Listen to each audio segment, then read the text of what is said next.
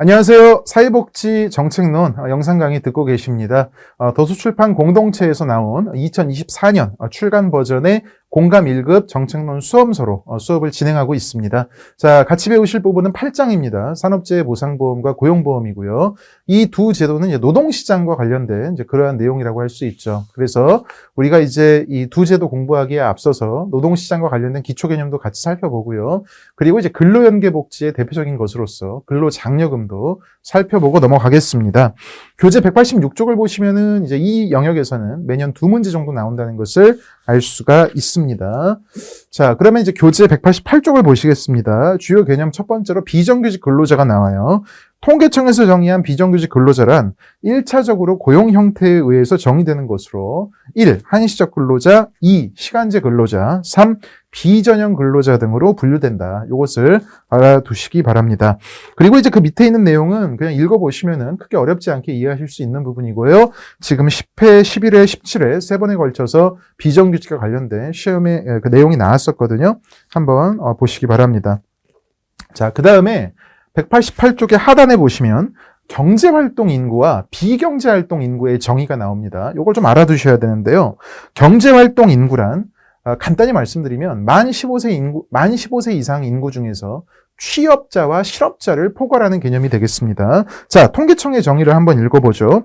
만 15세 이상 인구 중 조사 대상 기간 동안 상품이나 서비스를 생산하기 위하여 실제 수입이 있는 일을 한 취업자와 그리고 일을 하지는 않았으나 구직 활동을 한 실업자의 합계이다. 아시겠죠? 자, 그래서 만 15세 이상 취업자와 실업자의 합계, 이것이 경제활동 인구이고요. 그 다음에 이 만 15세 이상 취업자와 실업자가 아닌 사람이 비경제활동 인구다. 이렇게 정리할 수가 있겠습니다. 자, 그러면은 188쪽에 이제 밑에서 5번째 줄을 보시면은 경제활동 인구를 구성하고 있는 취업자와 실업자, 요 취업자와 실업자의 정의를 알아둬야 돼요. 자, 취업자의 정의는 뭡니까? 이 세 개 중에 하나에 해당하는 사람인데, 첫 번째, 일주일 동안 수입을 목적으로 1시간 이상 일한 자. 두 번째, 동일 가구 내에 가족이 운영하는 농장이나 사업체의 수입을 위하여 주당 18시간 일한 무급 가족 종사자. 예를 들어서 뭐 아버지가 호프집을 운영하고 계시는데 딸내미가 이제 아버지 호프집에 나와가지고 일주일에 18시간 이상 돈 안 받고 일한다. 이러면 이제 무급 가족 종사자로서 통계청의 조사에 따르면 취업자로서 경제활동 인구에 포함이 되겠죠. 그 다음에 이제 세 번째는 직업 또는 사업체를 가지고 있으나 일시적인 병 또는 사고 연가 교육, 노사분교 등의 사유로 일하지 못한 일시 휴직자인 사람. 요 세 개를 우리가 이제 취업자로 보는 것입니다. 자, 그리고 실업자의 정의 보죠. 188쪽 맨 밑에 보시면 조사 대상 주간, 즉 일주일 동안에 수입이 있는 일을 하지 않았고 지난 4주간 일자리를 찾아서 적극적으로 구직 활동을 하였던 사람으로서 일이 주어지면 즉시 취업이 가능한 사람. 이런 사람이 실업자다. 이렇게 정리할 수가 있겠습니다.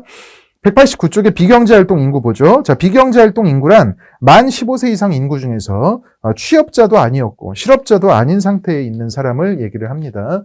대표적으로 누가 있겠습니까? 뭐 이제 그 육아를 담당하고 있는 전업주부. 근데 당장 취업할 생각이 없으시다든지. 그죠? 예. 이런 분들입니다. 그 다음에 또 그냥 쉬는 분들도 있어요. 예. 그러니까 일을 안 하고 있는데 그렇다고 구직 활동도 안 하는 거예요. 예, 그리고 일할 의사도 당장 없고 이런 분들은 실업자가 아니에요. 그러니까 실업자가 아니에요. 실업자라는 건 단순히 일을 안 하는 게 아니고 일을 안 하고 있지만 근로 의사와 근로 능력도 있고 일이 주어지면 언제든지 할 의향이 있고 그 다음에 또 뭡니까? 이 소위 말해서 구직 활동도 하고 계시고 이런 분들이 실업자거든요. 예, 근데 일을 안 하는데 예, 그냥 뭐 근로 의사도 없고 그 다음에 뭐 그냥 이제 구직 활동도 안 하고 계시는 분들, 이런 분들은 실업자가 아니고 비경제활동 인구라는 거 말씀을 드립니다.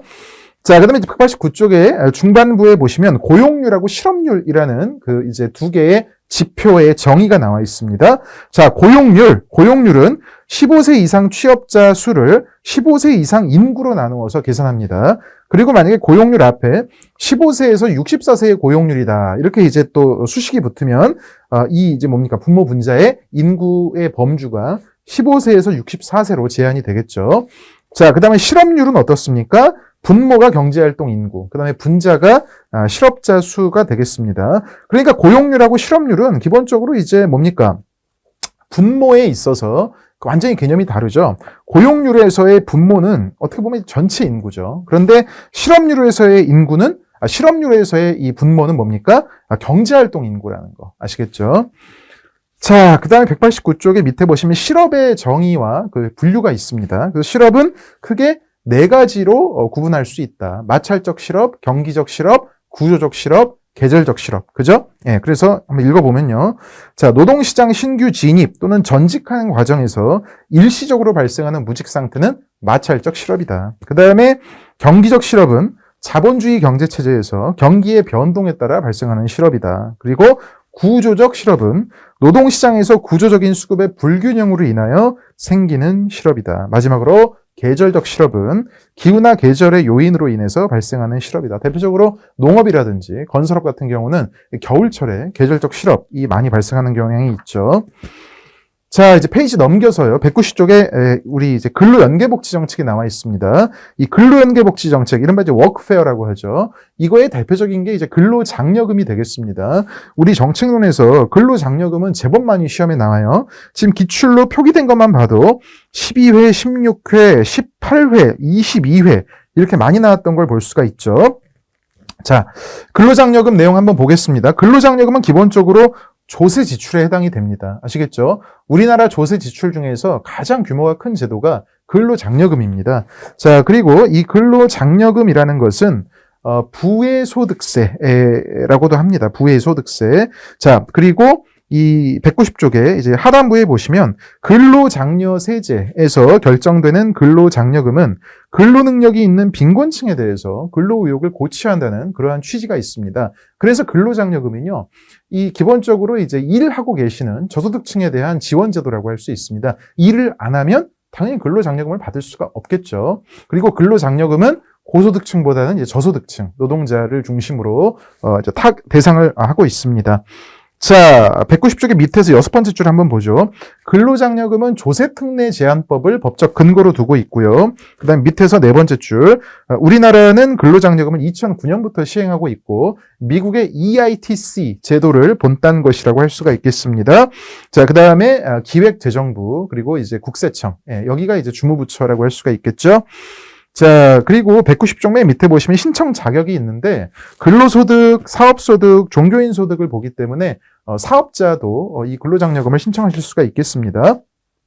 자, 이 191쪽 맨 위에 보시면 근로장려금의 신청 접수는 어디에서 하냐? 세무서라는 거 말씀을 드립니다. 우리가 이제 관련 기출을 보면 16회 때 근로장려 세제의 급여 신청 접수는 행정복지센터, 즉 동주민센터에서 담당한다. 이렇게 지문이 나온 적이 있었는데 이건 틀리는 내용이죠. 세무서가 되겠습니다. 자, 그리고 이제 마지막으로 근로장려금 구간이 있는데요. 이 근로장려금이라는 것은 그 이제 대상자의 총 급여액에 따라서 이게 이제 총 급여액이라는 것은 소위 말해서 연소득이죠. 연소득이 얼마냐에 따라서 근로장려금이 연소득이 증가할수록 근로장려금도 늘어나는 구간이 있습니다. 이게 점증 구간이거든요. 그리고 연소득의 증가와 관계없이 근로장려금이 똑같이 유지되는 평탄 구간이 있고요. 그 다음에 이제 연소득이 증가할수록 근로장려금이 줄어드는 점감 구간이 있습니다. 그래서 이러한 연소득의 정도에 따라서 근로장려금의 그 구간이 점증 구간, 평탄 구간, 점감 구간으로 나누어진다는 거 말씀을 드려요.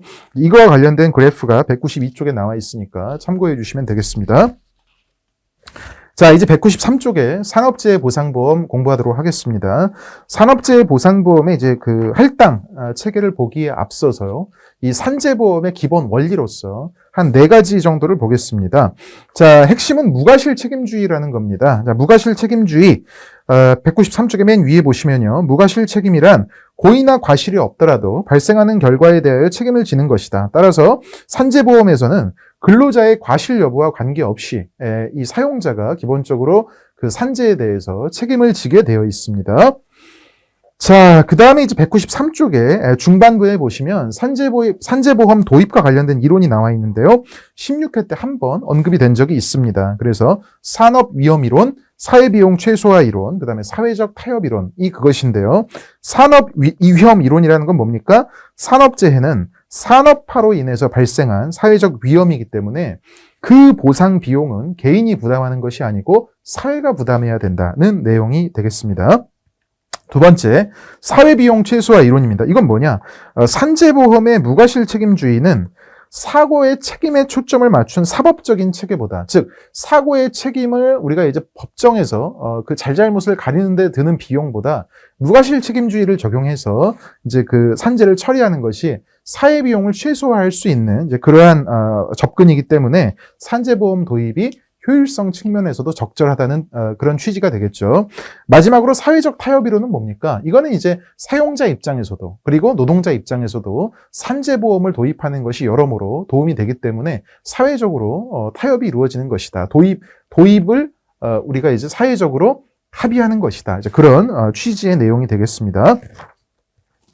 자, 그 다음에 194쪽을 보면요. 이제 적용이 나옵니다. 자, 산재보험의 적용 범위. 근로자를 사용하는 모든 사업 또는 사업장이 되겠고요. 그다음에 이제 194쪽의 위에를 보시면은 산재보험이 적용되지 않는 일부 제외 사업이 있습니다. 그러니까 이제 핵심은 이거죠. 산재보험법이 아니고 별도의 법으로 업무상 재해에 대한 보상이 이루어질 수 있는 직종이라고 한다면 굳이 산재보험을 적용하지 않는 겁니다. 예를 들어서 공무원 재해보상법 또는 군인 재해보상법에 따라서 업무상 이 재해보상이 되는 사업은 굳이 산재보험을 적용하지 않는다는 것이죠. 뭐 이런 내용들이 나와 있습니다. 자, 그래서 산재보험의 적용재해 사업이 이렇게 있는데 예를 들어서 뭐 가구 내 고용활동, 그 다음에 농업, 임업, 어업, 수렵업 중 법인이 아닌 자의 사업으로서 상시 근로자 수 5명 미만의 사업, 이런 굉장히 소규모의 영세한 사업도 산재보험에서 적용되는 경우가 있습니다. 그런데 이런 적용재해 사업에 해당하는 사업자도 원한다면 근로복지공단의 승인을 받아서 산재보험에 가입하실 수 있고, 이런 거는 이제 우리가 소위 이제 그 당연 가입이 아니고 임의 가입이라고 얘기를 하고 있죠.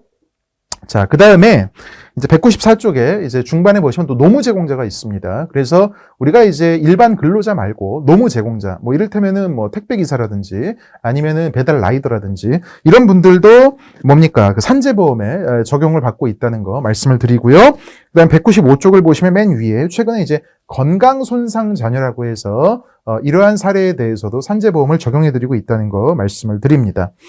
자, 그 다음 195쪽에 이제 그 보험관계의 성립일이 나옵니다. 한번 읽어보겠습니다. 사업주가 산재보험의 당연가입자가 되는 사업의 경우에는 그 사업이 시작된 날에 보험관계가 성립한다는 겁니다. 따라서 해당 사업장이 당연 적용 사업에 해당하게 된 날 이후에는 산업재해를 입은 근로자는 사용자가 보험관계 성립 신고를 하지 않았더라도 재해보상을 받을 수 있다는 거 시험에 2번 나왔습니다. 자, 그 다음에 이제 보험급여와 관련된 내용을 보겠습니다. 우리 교과서 195쪽부터입니다. 자, 보험급여의 종류를 따지기에 앞서서 업무상 재해에 대한 내용을 살펴보도록 하겠습니다. 자, 이 부분 시험에 많이 나오죠. 자, 업무상 재해 인정 기준입니다. 읽어보겠습니다. 195쪽 밑에서 네 번째 줄입니다. 근로자가 업무상 사고, 업무상 질병, 출퇴근 재해의 어느 하나에 해당하는 사유로 부상 질병 또는 장애가 발생하거나 사망하면 업무상 재해로 봅니다. 그래서 이 업무상 재해로 보는 세 가지 그 내용이 업무상 사고, 업무상 질병, 출퇴근 재해가 되겠습니다. 자, 그러나 업무와 재해 사이에 상당 인과관계가 없는 경우에는 업무상 재해로 보지 않습니다. 자, 그래서 196쪽으로 넘어가시면 업무상 사고, 그 다음에 업무상 질병, 그 다음에 출퇴근 재해에 해당하는 그러한 이제 사유들이 나와 있습니다. 이 부분은 정책론에서 나온 적도 있고 법제론에서 나온 적도 있기 때문에 좀 꼼꼼하게 읽어봐 주시기 바라겠습니다. 자, 196쪽에 이제 보험급여의 종류를 보겠습니다. 산재보험에서 일반 근로자에 대해서 규정하고 있는 보험급여는 8가지가 있습니다. 요양급여, 휴업급여, 장애급여, 간병급여, 유족급여, 상병보상연금, 장례비, 직업재활급여가 그것입니다. 가장 이제 기본이 되는 것은 요양급여가 되겠습니다. 그래서 요양급여는 196쪽 밑에서 네 번째 줄이요. 근로자가 업무상 사유로 부상을 당하거나 질병에 걸린 경우에 그 근로자에게 지급하는 급여가 되겠습니다. 자, 근데 이때 요양급여에 대기 기간이 있습니다. 그래서 부상 또는 질병이 3일 이내에 요양으로 치유될 수 있으면 요양급여를 지급하지 않습니다. 자, 요양급여의 범위가 나와 있죠. 진찰검사, 약제, 진료재료와 의지나 그 밖의 보조기의 지급, 자, 그리고 처치수술 그 밖의 치료, 재활치료, 입원, 간호 및 간병, 이송 그 밖의 고용노동부령으로 정하는 사항을 요양급여의 범위로 규정하고 있습니다.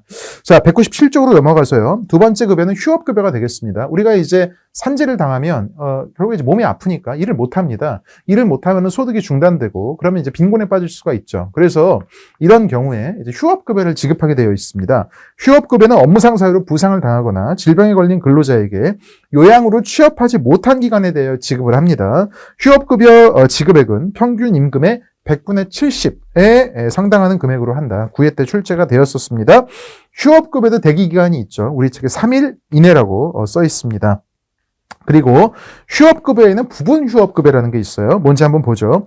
요양을 받고 있는 근로자가 그 요양기간 중 일정 기간 또는 단시간 취업을 하는 경우에는 부분 휴업급여를 지급한다. 이 내용 시험에 2번 나온 적이 있습니다.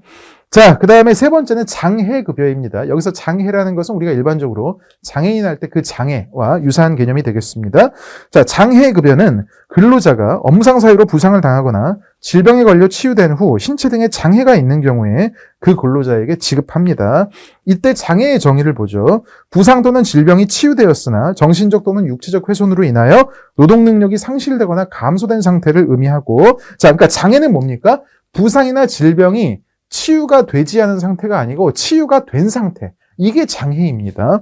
그럼 치유가 뭐냐? 치유, 또 밑에 나와 있죠. 부상 또는 질병이 완치되거나 치료의 효과를 더 이상 기대할 수 없고 그 증상이 고정된 상태에 이르게 된 것. 이거를 치유라고 합니다.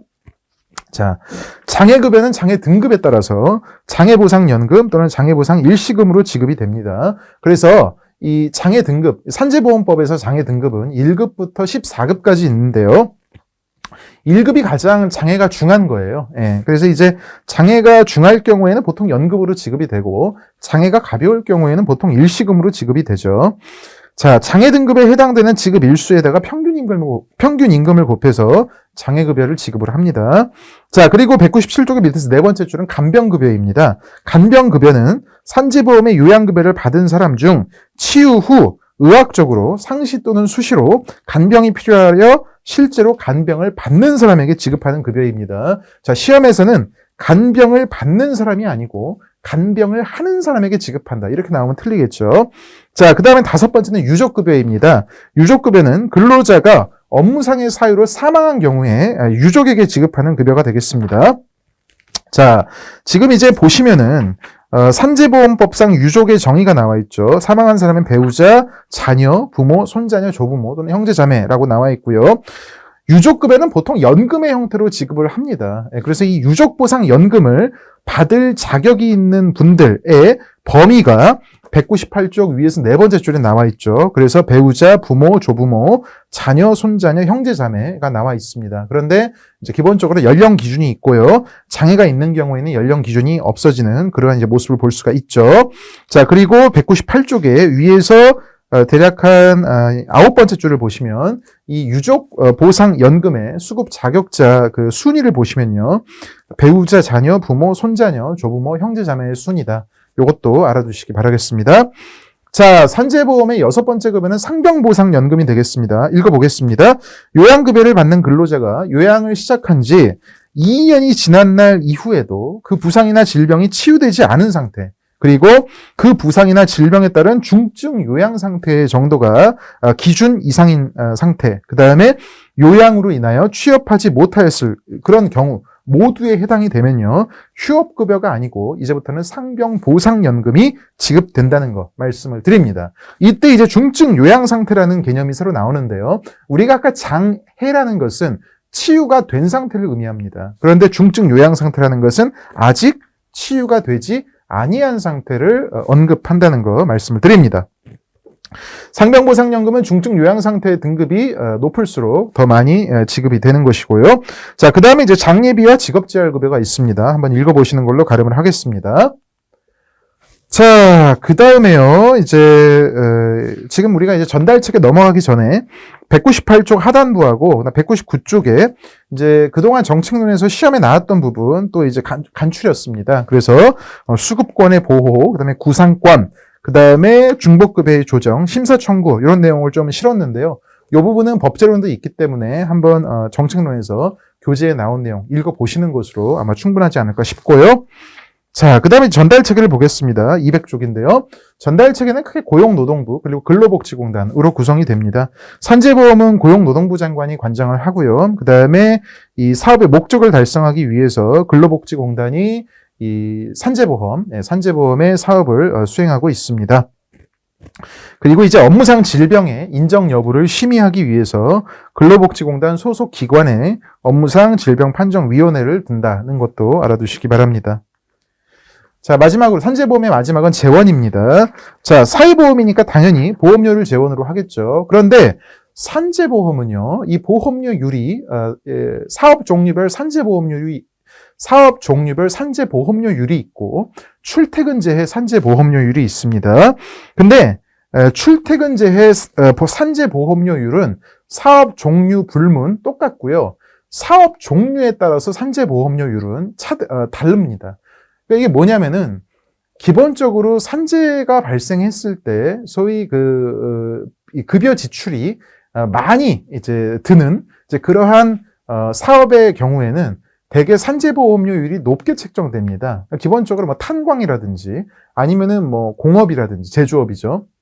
이런 쪽은 이제 산재가 발생하면 보통 이제 규모가 크고 중하기 때문에 비용이 많이 발생해서 대체로 산재보험료율이 높은 편입니다. 상대적으로 뭐 일반 사무직이나 뭐 사회복지 서비스업, 보건업 이런 쪽은 상대적으로 산재보험료율이 낮죠. 그래서 사업 종류별로 산재보험료율의 차이가 있다는 거 말씀을 드립니다.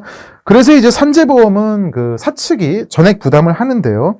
이 회사에 고용된 개인별 월평균 보수에다가 방금 말씀드렸던 사업 종류별 산재보험료율 그리고 출퇴근제의 산재보험료율을 적용해서 보험료를 이제 부과한다는 거 말씀을 드립니다. 201쪽으로 가면요. 동그라미 3번에 보험료율 특례라고 해서 개별 실적 요율이 나옵니다.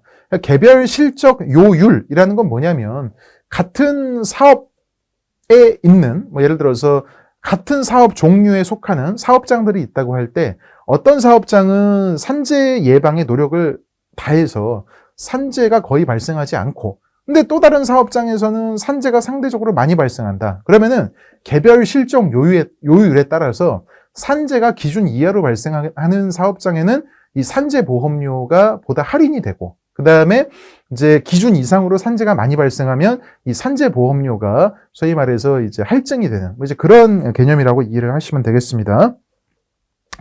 자, 그 다음에 이제 201쪽에 보험료의 부과 및 징수를 보겠습니다. 산재보험료는 근로복지공단이 매월 부과하고 징수는 이 사회보험료 통합징수 사업에 의해서 국민건강보험공단이 징수를 한다는 거 말씀을 드립니다. 자, 마지막으로 이 산재와 관련해서 산업재해 보상보험 및 예방기금이 있습니다. 한번 읽어보겠습니다. 201쪽의 맨 밑에 부분입니다. 고용노동부 장관은 보험사업, 산업재해 예방사업에 필요한 재원을 확보하고 보험급여에 충당하기 위하여 산업재해 보상보험 및 예방기금을 설치하게 되어 있다는 거 말씀을 드립니다. 이 기금은 보험료라든지 기금운용 수익금, 적립금 등등의 여러 가지 수입금을 재원으로 해서 조성을 하고요. 이 기금을 관리 운용하는 주체는 고용노동부 장관이 되겠습니다. 자, 이렇게 해서 산재보험은 마무리를 하고요. 고용보험 보겠습니다. 자, 고용보험은 근로자를 사용하는 모든 사업 또는 사업장에 적용을 하는데 고용보험의 경우에도 이제 적용이 제외되는 그러한 이제 범위가 있습니다. 예를 들어서 뭐 공무원이라든지 이런 분들한테는 이제 고용보험법이 적용되지 않고요. 그 다음에 65세 이후에 고용되거나 자영업을 개시한 분들에게는 이 고용보험 중에서 실업급여, 육아휴직급여, 육아기 근로시간 단축급여, 출산 전후 휴가급여를 적용하지 않는다는 거 말씀을 드립니다. 그러니까 65세 이상의 그 이제 고령 노동자에 대해서는 기본적으로 이제 실업급여는 지급이 되지 않지만 우리가 뒤에서 보시겠습니다만은 고용안정 직업능력 개발 사업 같은 경우는 받으실 수가 있는 거죠. 자, 203쪽에 피보험자를 보겠습니다. 고용보험의 피보험자란 보험에 가입되거나 가입된 것으로 보는 근로자, 예술인, 노무 제공자, 자영업자가 되겠습니다. 보험 가입자의 종류를 보면요. 우리 슬라이드에도 써놨습니다만은 근로자가 있고요. 그 다음에 비교적 최근에 예술인, 그 다음에 노무 제공자 등도 보험 가입자로 포괄이 되고 있습니다. 자, 그래서 203쪽에 이제 근로자 한번 보시면요. 고용보험법을 적용받는 사업의 사업주와 근로자는 당연히 고용보험의 보험 가입자가 된다고 규정에 나와 있습니다. 그리고 203쪽의 밑에서 네 번째 줄이요. 자영업자도 본인의 희망에 따라서 이 고용보험에 가입이 가능하다는 거 말씀을 드립니다. 204쪽으로 넘어가서요. 예술인의 경우에도 이제 규정에 따라서 고용보험이 적용될 수 있고요. 그 다음에 노무 제공자에 대해서도 고용보험이 적용이 되고 있습니다. 대표적인 노무 제공자가 지금 우리 책에 서술이 되어 있죠. 이를테면 보험 설계사, 그 다음에 학습지, 방문 강사, 그 다음에 택배기사, 어린이 통학버스 기사, 골프장 캐디, 화물 차주, 대리운전 기사 이런 등등등의 이제 그 노무 제공자분들이 고용보험을 적용받으실 수가 있습니다. 자, 그 다음에 이제 고용보험 사업이 있습니다. 크게 한 세 가지로 구분을 해보면요. 첫 번째, 고용안정 직업능력 개발 사업이 있고요. 두 번째, 실업급여 사업이 있습니다. 이 실업급여는 두 가지로 나누어지죠. 첫 번째가 구직급여이고요. 두 번째가 취업촉진수당이 있겠습니다. 그 다음에 세 번째로 이제 모성보호 사업이라고 해서 육아휴직급여라든지 출산 전후 휴가급여 등이 존재하겠습니다. 자, 우리가 이제 고용보험에서 가장 중요한 게 구직급여라고 할 수가 있습니다. 이 구직급여, 결국에 이제 실업을 인정받았을 때 소득 상실을 막기 위해서 구직급여가 소정 이 급여 일수 동안 나오게 되죠. 자, 구직급여의 수급 요건, 일반 근로자의 경우에 네 가지 수급 요건을 충족해야만 구직급여를 받으실 수가 있습니다. 205쪽에 상단부에 구직급여의 수급 요건이 나와 있죠. 슬라이드에도 제가 정리를 해놨죠. 첫 번째, 기준기간, 대체로 1년 반, 즉 이직일 이전 18개월입니다. 여기서 이직이라는 것은 고용관계가 끝난 걸 의미합니다. 일자리를 옮긴 게 아니고 이별할 이자를 써서 일을 그만둔 거, 이게 이제 이직이죠. 자, 기준기간, 이직일 이전 18개월입니다. 기준기간 동안 피보험 단위기간이 합산하여 180일 이상일 것. 이때 피보험 단위기간은 뭡니까? 보수 지급의 기초가 된 날을 모두 합한 기간입니다. 만약에 보수 지급의 기초가 된 기간에서 토요일은 무급이다. 이러면 이제 토요일은 피보험 단위 기간 산정에서 제외가 되는 것이죠. 어쨌든 일반 노동자의 경우에 피보험 단위 기간은 대략 한 6, 7개월, 길어야 8개월 이 정도가 되는 거죠. 간단히 얘기해서 지난 1년 반 동안 대략 고용보험료를 한 6, 7개월, 8개월 이 정도 이상 내야 기본적으로 수급 요건을 충족하는 것입니다. 근데 수급 요건을 네 가지를 다 충족해야 돼요. 그러니까 이제 두 번째를 보겠습니다. 근로의 의사와 능력이 있음에도 불구하고 취업하지 못한 상태다. 이게 결국에 실업이죠. 예. 그 다음에 이제 세 번째, 이직 사유, 즉 고용관계가 끝나게 된 사유가 수급 자격의 제한 사유에 해당하지 아니할 것. 요게 이제 크게 보면 두 가지인데, 첫 번째가 자발적 실업입니다. 그래서 내가 그냥 스스로 그만둔 거. 이거는 구직급여를 받을 수 있는 사유가 아니에요. 구직급여를 받으시려면 비자발적인 사유여야 됩니다. 그 다음에 이제 두 번째는 뭐냐면은 내가 이직을 하게 된 이유가 이를테면 이제 범법행위 때문에 이렇게 되면은 이제 제가 책에 써놨죠. 중대한 귀책 사유로 해고된 피보험자. 이런 경우에 이직은 구직급여의 수급 요건에 해당하지가 않는다는 거 말씀을 드립니다. 자, 그 다음에 이제 네 번째는 재취업을 위한 노력을 적극적으로 해야 된다. 그래서 구직급여를 받으시려면 일종의 이제 그 구직 활동에 대한 증명을 해야 된다는 거 다 알고 계실 겁니다. 자, 그래서 이 구직급여의 수급 요건 네 가지를 모두 충족을 하시면 구직급여를 받으실 수가 있습니다. 자, 그 다음에 이제 205쪽의 하단부를 보시면 구직급여는 그럼 얼마를 주냐라고 했을 때 핵심은 뭡니까? 자, 이 평균 임금의 100분의 60이다. 이렇게 정리할 수가 있겠습니다. 자, 그리고 205쪽에 밑에서 다섯 번째 줄을 보시면 여러분들 구직급여를 받으시려면 실업을 신고하고 인정을 받으셔야 됩니다. 아시겠죠? 자, 그래서 205쪽에 밑에서 세 번째 줄부터 읽어보도록 하겠습니다. 구직급여는 수급 자격자가 실업한 상태에 있는 날 중에서 직업 안정기관의 장, 대표적으로 고용센터 또는 고용복지 플러스 센터가 여기에 해당이 되죠. 직업 안정기관의 장으로부터 실업의 인정을 받은 날에 대하여 지급을 합니다. 실업의 인정이란 근로의 의사와 능력을 가지고 적극적으로 구직 노력을 했음을 인정받는 것을 의미를 합니다. 그래서 실업이 인정되어야 이제 구직급여가 지급이 될 수 있는 것입니다. 206쪽으로 넘어갑니다. 소정급여 일수가 나오는데 그 전에 구직급여의 대기기간이 나오죠. 7일입니다. 우리가 산재보험의 경우에는 요양급여와 휴업급여에 대해서 3일의 대기기간이 있었습니다. 그런데 구직급여는 실업의 신고일부터 계산을 시작해서 7일 동안은 대기기간으로 보아 구직급여를 받을 수가 없다. 이게 이제 19회 때 시험에 나왔었고요. 구직급여는 소정급여일 수가 있습니다. 그래서 이 소위 말해서 이 연령이라든지 장애에 따라서 이 구직급여를 받을 수 있는 그 기간이 다르다는 거 말씀을 드립니다. 요게 이제 지금 120일부터 270일로 규정이 되어 있는데 요게 이제 지금 또 정부에서 최근에 이제 고용보험과 관련된 개혁을 계속 추진하고 있기 때문에 요 내용은 해가 바뀌면 또 변할 수도 있다는 거 말씀을 드립니다. 자, 그 다음에 구직급여는 특별한 사유로 인정을 받으면 연장해서 받을 수가 있습니다. 그거를 우리가 이제 연장하여 지급하는 구직급여라고 하는데요. 크게 세 가지 종류가 있다. 훈련 연장급여, 개별 연장급여, 특별 연장급여가 그것입니다. 그러나 자영업자인 피보험자는 연장급여를 받을 수가 없다는 거 시험에 한번 나왔으니까 기억을 해 주시고요. 206쪽의 밑에서 세 번째 줄 마지막으로 상병급여라는 게 있습니다. 여러분들 구직급여를 받으려면 뭡니까? 적극적으로 구직활동을 해야 됩니다. 그런데 질병이나 부상 또는 출산으로 인하여 취업이 불가능한 상태다. 그래서 실업의 인정을 받지 못한 날에 대해서는 구직급여에 가름해서 이른바 상병급여라는 것을 받을 수가 있다는 거 말씀을 드립니다. 자, 그리고 우리가 이제 실업급여에는 구직급여와 취업촉진수당이 있는데요. 취업촉진수당의 네 가지 종류는 조기 재취업수당, 직업능력개발수당, 광역구직활동비, 그리고 이주비가 있다는 거 말씀을 드리고요. 시험에 나왔던 것은 뭐냐? 이제 207쪽 위에서 7번째 줄을 보시면 자영업자인 피보험자는 조기 재취업 수당을 받을 수 없다는 거 알아두시기 바랍니다. 이 내용은 법제론의 고용보험법에서 다시 한번 반복이 된다는 거 말씀을 드립니다. 자, 그리고 207쪽에 밑에서 7번째 줄부터는 이제 고용보험의 모성보호제도가 나옵니다. 그래서 이제 그 육아휴직을 썼을 때 이제 육아휴직 급여가 고용보험에서 지급이 또 된다는 것이죠. 자, 육아휴직 급여.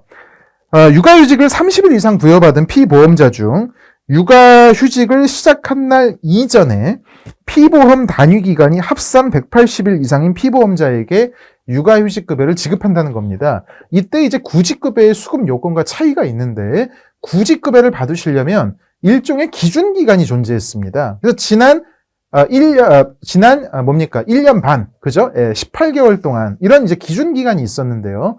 육아휴직급여는 별도의 기준기간은 없고 그냥 단위기간, 피보험 단위기간 합산 180일 이상 이것만 존재한다는 거 알아두시기 바랍니다.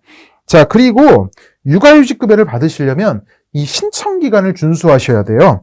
207쪽의 밑에서 네 번째 줄입니다. 육아휴직급여를 받으려면 육아휴직을 시작한 날 이후 1개월부터 육아휴직이 끝난 날 이후 12개월 이내에 신청하셔야 된다. 그리고 207쪽의 밑에서 두 번째 줄인데요. 육아휴직급여를 얼마 받을 수 있냐? 육아휴직 시작일을 기준으로 한 월 통상 임금의 100분의 80에 해당하는 금액이 월별 지급액이다. 이때 상한액이 150만 원, 하한액은 70만 원인데 요거는 조금 주의하셔야 됩니다. 이런 거는 제가 이제 말씀드리기가 굉장히 조심스러운데 왜냐면은 지금 저출생 고령화 현상이 심해가지고 이게 조만간에 바뀔 겁니다. 그래서 지금 이 영상 강의에서는 가장 이제 업투데이트, 최신화된 정보가 이것이지만 여러분들이 시험을 보실 때쯤에는 요 내용이 육아휴직급여의 상한액, 하한액이라든지 또는 100분의 80이라고 하는 그런 비율이 달라져 있을 수도 있습니다. 그래서 이런 것들 좀 개별적으로 또 챙겨주셔야 된다는 거 말씀을 드립니다. 왜냐하면 이게 사회복지 정책론에 어떻게 보면 참 어려운 점인데 정책이라는 게 생각보다 금방금방 변해요. 그래서 이 시험을 보실 때에는 시험을 보는 그 시점에서의 최신 정책 내용을 기준으로 시험 문제가 출제가 되거든요. 그렇기 때문에 이제 그런 것들을 조금 조심해 주셔야 되겠습니다. 자, 208쪽을 보시면 유아기 근로시간 단축급여와 출산 전후 휴가급여에 대한 핵심적인 내용도 간단하게 정리가 되어 있으니까요. 참고하시면 되고 이 내용은 법제론에서 보다 자세하게 정리가 되어 있다는 거 말씀을 드립니다. 자, 전달체계 산재보험과 대동소이합니다. 고용노동부, 즉 고용보험은 고용노동부 장관이 관장을 하고요. 그 다음에 근로복지공단이 이제 고용보험 업무를 담당을 합니다. 자, 그리고 이 고용보험과 관련해서는 직업안정기관의 역할이 중요한데요. 직업안정기관은 직업 소개, 직업 지도 등 직업안정 업무를 수행하는 지방고용노동 행정기관이 되겠습니다. 직업안정기관이 왜 중요하냐? 이 구직급여를 받으려면 여기에 나가서 실업을 신고해야 되기 때문입니다. 그리고 고용노동부의 고용센터, 우리가 이제 흔히 고용복지 플러스 센터라는 간판을 많이 달고 있죠. 이 고용센터는 직업안정기관으로서 아까 말씀드렸던 고용안정, 직업능력개발 사업이라든지 실업급여 지급을 담당하는 기관이 되겠습니다. 자, 마지막 주제는 재원입니다.